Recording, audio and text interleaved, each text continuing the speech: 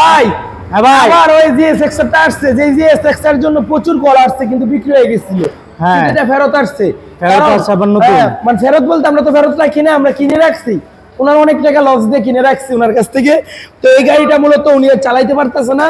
গাড়িটা দেখেন, চাবিটাও অরিজিনাল নাই, চাবিটাও চেঞ্জ করা হয়েছে। এটা কিন্তু বানানো, দেখেন এটাতে ফিক্স থাকে।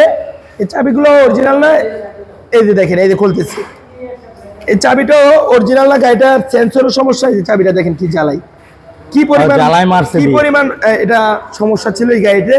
এখন গাড়িটা স্টার্ট নিলে স্টার্ট নাকি থাকে না, অনেক জায়গায় চাবি সেন্সর ঠিক মতো কাজ করে না, এবং বিভিন্ন কারণবশত গাড়িটা আবার বিক্রি করে দিচ্ছে। এটা তো অনেক টাকার কাজ আছে।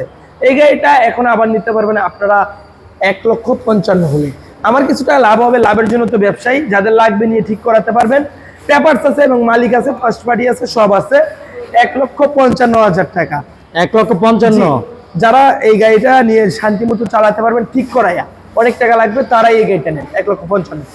আল্লাহ হাফেজ।